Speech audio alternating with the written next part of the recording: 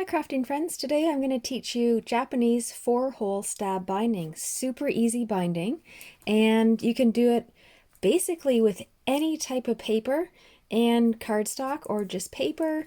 Today I'm just going to keep it really simple and use regular typing paper and then a heavier cardstock for our cover. But as you can see, wide variety of little tiny books here, perfect for gifts or just making for yourself, doodling it in, collage fronts, so many options. Love this binding technique. It's also really easy. So what we're going to do for this bookbinding technique is we're just going to use regular typing paper, or computer paper I should say, and I have 10 sheets here. Doesn't matter how many you have, the more you have, the thicker your book's going to be.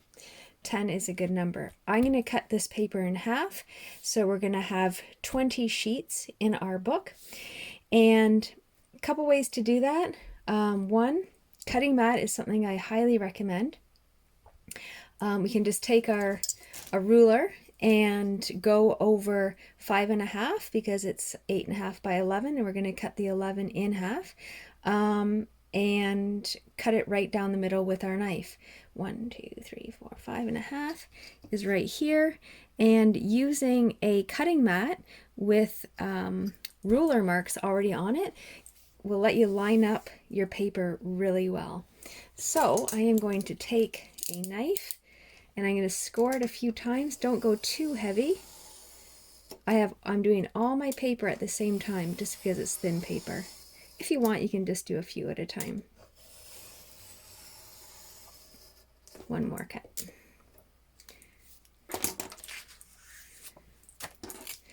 Another way to cut paper is a paper cutter. I have lots of paper cutters. They're a great tool as well. There we go.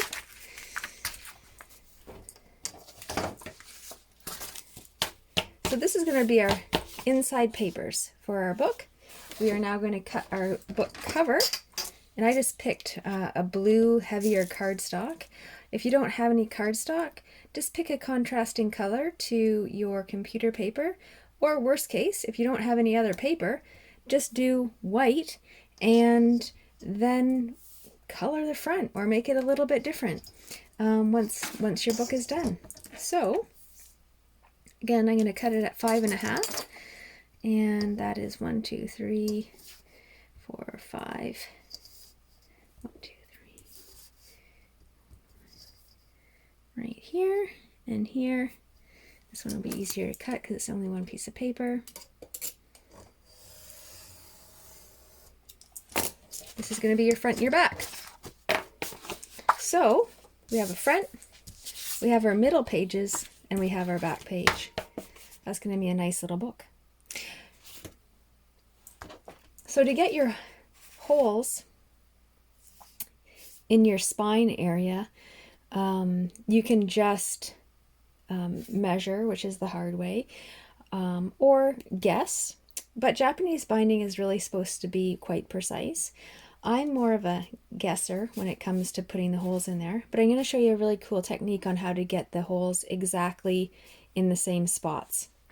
So what we're going to do is we have one more piece of our computer paper here. I'm going to cut it in half to get the same size as our piece of paper. So what we're going to do, we don't need this piece, we're just going to use this piece right here. We're going to fold it in half. And then we are going to fold it in a half again. We're basically folding it in half 3 times.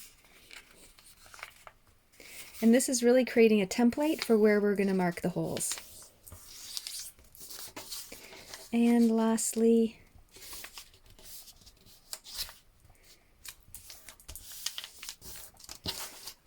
so we're going to unfold this.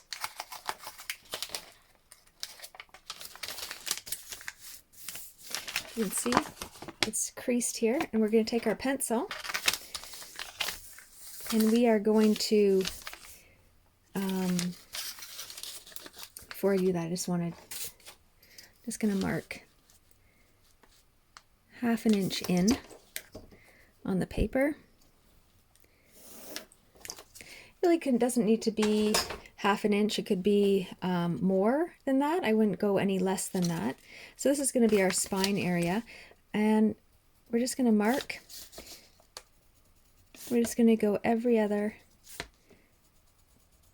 location. And there we go. There's our template for our hole punching that we're going to do.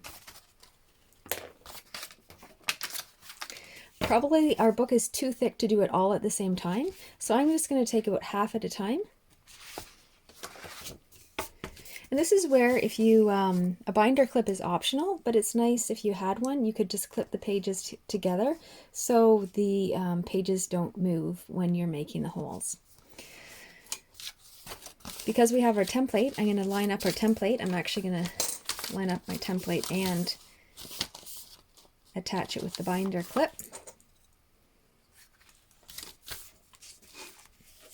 And here we go. So I'm going to be using an awl, which is a punch for book binders. You can also just use a pin if you have one, and then you can make the holes a little bit bigger with your needle. I'm going to go ahead and use the awl. And basically, just pushing down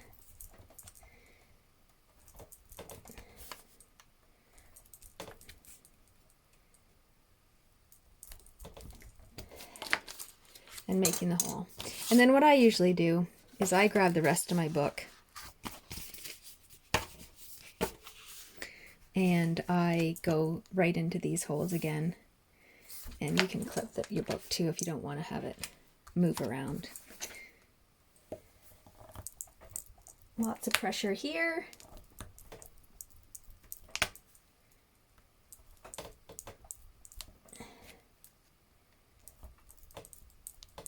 So in an upcoming video, Sara Elizabeth and I will be doing a Japanese 4-hole stab binding together, and I'll be teaching it with her. So I hope you join us for that. You can follow along with us on that. This is just a great reference video in case you don't catch that one or want to know about the materials and things like that. So here we go. So there's our holes in our book to soon be. It's almost done. Up next is measuring the thread. I used wax linen thread or cotton thread in all of my bookbinding.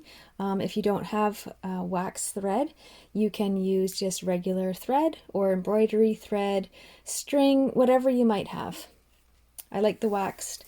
It's very strong. It really goes through the holes well. So we want to measure how much string we're going to need. Rule of thumb is basically 5 widths of your spine. So there's 1, 2, 3, 4, 5. And with our scissors, we'll just cut that off. I like to use curved needles for bookbinding, but you can use straight needles. It doesn't matter. Put on my glasses to thread the needle. And here we go. So, for Japanese bookbinding, we want to start somewhere in the middle of your book. It doesn't have to be exactly in the middle. So open up some of the pages.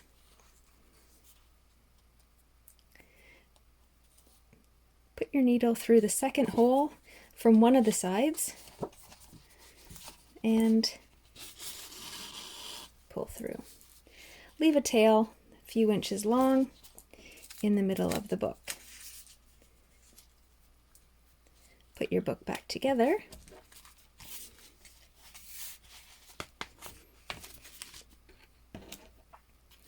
And you're going to wrap around the front, and you're going to go back up the hole from the other side.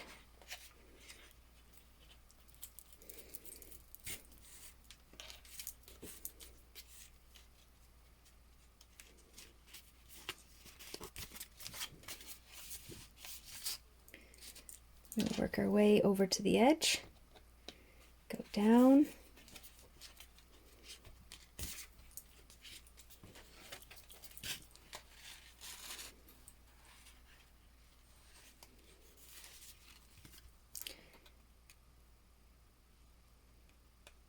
over the top,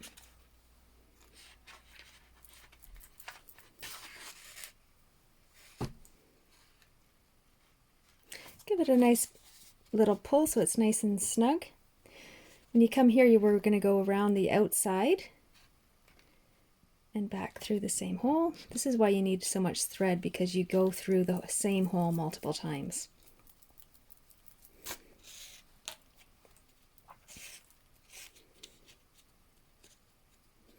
The more time you take on this step, the nicer your stitches are going to be.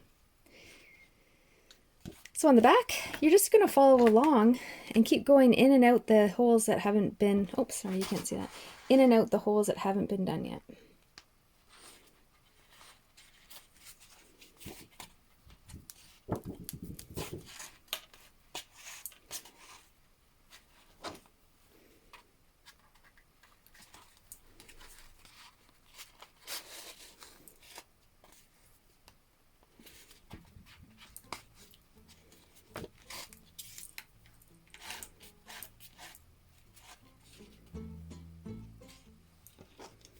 Move over to this hole over here.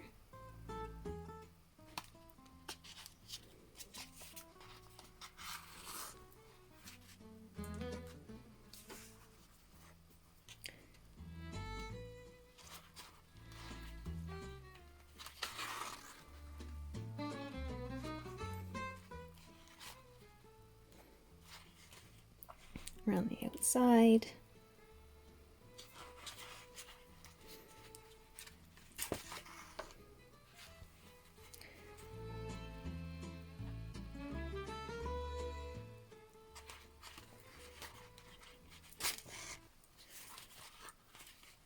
So, looks pretty awesome from the front, and from the back we can see that we have one left to do.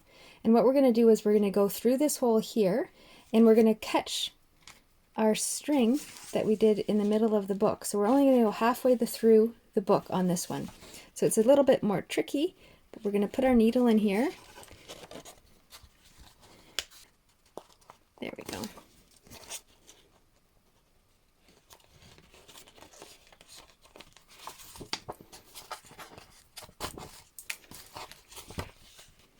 Give it a little pull, and then what we're going to do is we're just going to do a double knot.